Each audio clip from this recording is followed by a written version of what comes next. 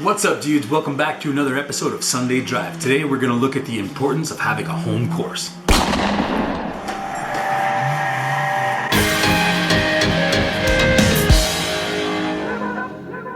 Having a place to call home, a comfort zone, a place where you feel like you're going to do exactly what you set out to do with no hesitation, no distraction, and nothing in your way. That's the reason to have a home course. Now, you say something? A home course would be a track that you're extremely comfortable on, you've done hundreds of thousands of laps on, spent all kinds of time on, and you know your way around it so well that you can almost close your eyes and still make it around the course. So there's various things that become advantages when you do something like this and have an opportunity like that. See, unfortunately, we don't have a chance right now to get our cars out there and actually drive. And if I'm going to choose a home course to drive on, well, I got to drive my truck and trailer somewhere. You can't do it every day. That's why a driving simulator is perfect. Now, the whole idea about the home course is to be able to have a place where you know exactly what is what and how everything feels, so that when you're trying new techniques, new modifications, new ideas, you have something to base it on, because you've already done hundreds of thousands of laps on this course with your car set up in a certain way. So that gives you a guideline, a foundation, a baseline. Think of it like a dyno tube. What you've done, all your laps, all the time that you've put in, all the concentration, that's your baseline. That's where everything is normal, that's how things are. Now you do a little bit of modification, whether it be driver mod, learning how to drive, new techniques, new ideas, new things that might work on certain tracks, certain types of corners, driver mods, right? Becoming better yourself.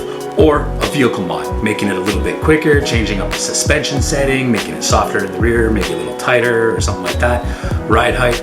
All that stuff will become very, very, very obvious when you compare it to your baseline that you've gotten from having your home course and being able to lap on that track as much as you possibly can. Best mod you can do, and it's not always simple and it's not always the easiest because it requires lots of time, taking time to educate yourself, being able to realize when you're wrong, being able to take your ego down when you're in that situation. But the best mod you could do is the driver mod, and that's becoming a better driver and getting the seat time. Very special about having a home course is that eventually your motor skills will be tuned into that course and you'll have a sort of reflex to do it, and you'll be doing it maybe the same all the time, maybe changing it up a little bit here and there, who knows.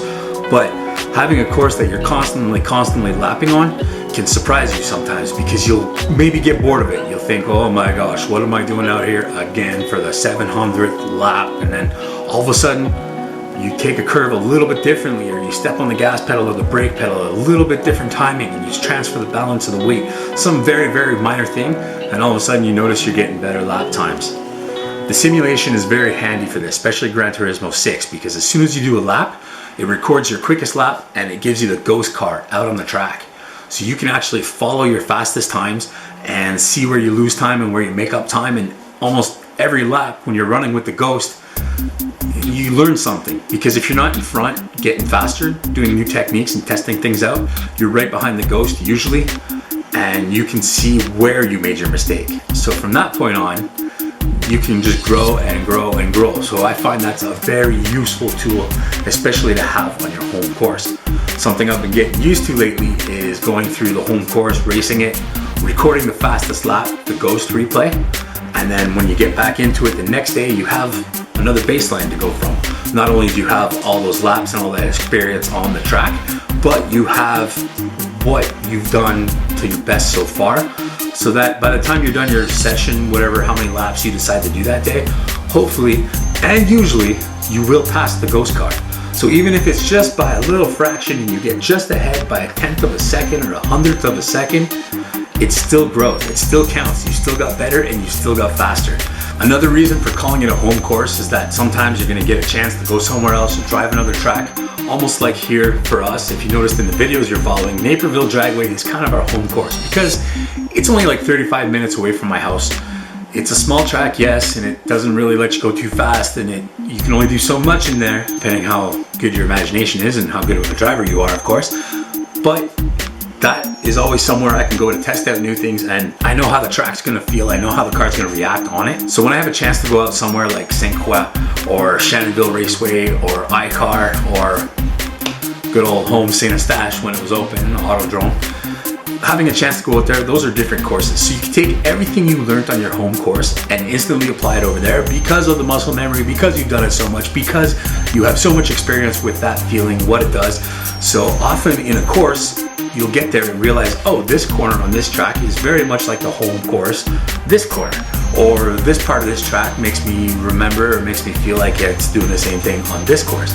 And then you can kind of mold in your technique and how you're gonna do things and figure out the racetrack from there. And with that good foundation that you've already got from doing all these hours in the driving simulator, well, you can make choices and you can make obvious decisions and change things up, learn the new course quicker than if you didn't have all that background and you didn't have all that training and you didn't have that foundation behind you. When you get home from your home course, very often what I found is that you've learned something from the other track that you drove on, because it's going to have different corner setups and probably different elevations and different straightaways and different speeds. Everything is going to be different. Even though some things are the same, a lot's going to be different, and you can take all those different things that you learned and try to apply them on the home course. So if you're doing some sort of technique that works really good on a track that you're not used to driving, that's not your home course, that's not your everyday grind, you could probably learn something from those different things, bring it back home, and realize that you found another key to unlock another 1/10 of a second or 100th of a second, or just make that next lap that much faster. Now on the car side of things, especially when you're doing modifications or you're trying a new car out or a completely different setup, one of the really nice things about a home course is that chances are you've already had the image of every corner and the track layout and everything burnt in your head so much that when you get into a new car, you can almost instantly feel how fast you know you have to go through certain corners and where you have to brake. You already have this all figured out, so you're not learning a new car and a new track and developing an entirely new style.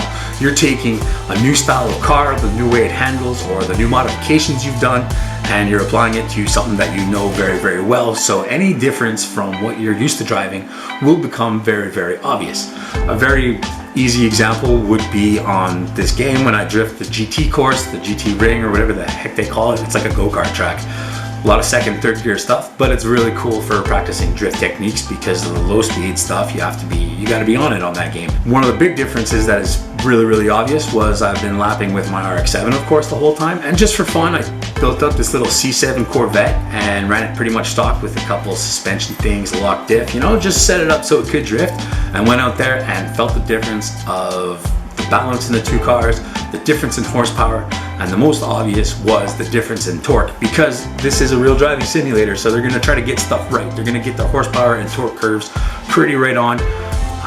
They've done an amazing job as far as I can tell. I've done research and there's not really anybody complaining about the stuff. I mean, I do find it a lot harder to drive than real life because of motion stuff, but anyways, I'm getting off track here. What I'm saying is the difference between a 500 horsepower V8 with 500 pounds of torque is way different from a 350 horsepower rotary engine with 230, 240 pounds of torque. So that's a good way to figure out what you could be up against if you do decide to drift with, say, the rotary. It makes you realize the big differences in between all the cars. This way, when you want to go test out a new car, you're gonna know what's up right away. Now, instead of all out changing to a different car, a different platform, it is fun once in a while, mix it up, change it up, keep things fresh and fun. Another thing is doing mods to your car. A thing that I like doing very, very much is playing with suspension setting, because you're not diving in right away to horsepower and torque curves or gear ratios or stuff like that. It's fun to play around with the suspension, and after doing, say, 100 laps on a certain setting, if you change something up just a little tiny bit, you're gonna feel it. So you can set it up so the front of the car nosedives a little bit. It's going to become apparent. It's going to be obvious. You're going to know any different setting. You'll feel it right away, and you can either learn to adapt to it and see if it makes you faster, or you can dial it in a little further and try to find what you're looking for. For example, certain setups will allow you to turn into a corner much quicker, more aggressively, but it could become too quick and too aggressive. There's other setups that are going to keep you straight in a straight line, but might be hard to get a turn in, or once the car does start to rotate, it can be set up that it naturally wants to pull itself straight. So right away, right off the bat, you can play with ride height, spring rates, damping. You can adjust your toe in, your toe out, your camber, probably your caster. Hopefully, that'd be kind of cool, right? You can do this front and rear on most cars, unless it's an older style car with, say, a straight axle.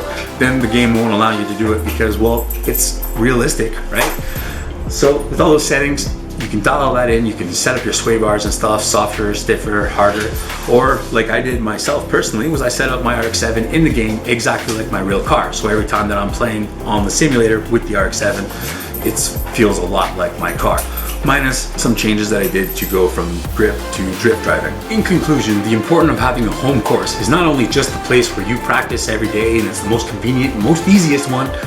On the driving simulator, it doesn't even matter. You just push a button, you find the course you want, you choose it. Getting right into that, I'll tell you the reason straight up. The reason I chose the course that's on the screen right now is the Gran Turismo Arena. It's a small go-kart style track, and the fastest you get into drifting it is third gear. It makes me think about the race course at Autodrome Saint-Eustache, Montreal. If you guys are watching this and you're from the area, you all know how that track feels. It's very similar. It comes in third gear, you gotta drop it down to second, it tightens up. You got slower speed corners after in the infield, and it works out very well. This course actually spells out the letters G and T. So when you run the course in reverse, the first corner is the big long sweep at the back of the G. You come around, make the connection, do the T part, back around. Anyways, you saw it on the screen. I showed you before, the little thingy, little icon, little map. So that's the reason for that one. Now the other course that I chose for the grip driving is the Apricot Hill Raceway. Now there's a few reasons I chose that as a home course. Number one being a very nice variation of corners. There's some second gear stuff, there's some fourth gear stuff, there's high speed, the low speed, there's J corners, there's some S corners, there's a hairpin in there, and there's some nice sweeping stuff. Number two would be the elevation changes, up and down. So that changes the game a lot. When you're accelerating going up a hill and you turn, it's very different from going down a hill and turning. When you're trying to hit the brakes on a corner that's going downhill, that's also very different. I realized that real quick in this run, and I found a nice balance of not using up the tires too much and going with the flow and letting it grip and letting it do its thing. And it was therapeutic. It was nice. It flowed and it felt good, and you know, for a few moments I was kind of like cloud nine right there. So needless to say, I do enjoy this. And the other reason I chose Apricot Hill Raceway is from a competition point of view, because I want to get in, right now we're doing lapping and drifting, running solo. I want to get into what it's like to run with other cars, because this is about being fast. So you want to make sure you're fast in a field of other drivers. So the Apricot Hill Raceway is in a few championships, or a few, whatever you want to call it. Yeah, it's, I guess, championship, right? 5 races and stuff. Anyways, there's a class that I can run with the RX-7 the way it is now. It'll fit right in that class very nicely. And there's another class that's just more of like a GT kind of class, which I have another RX-7 in the works for that. It's a complete race car setup kind of deal. Really cool. Still, it's just virtual. It's on a game, but it's fun to play with, and I'll show you guys that real soon when we get into it. So I hope you guys figured something out and learned something from the importance of a home course on this one. We're just gonna keep running it. I didn't record any fast lap times, and I got the drifting and the timing of the lapping that you guys saw in this film while I've been talking to you, and that's what's up for today. So that was your introduction to why it's important to have a home course. In the next episode, we're gonna learn something new too. Keep going with the drifting, we're gonna keep going with the lapping until I start getting pretty decent at it. Thanks for watching, it's gonna be fun.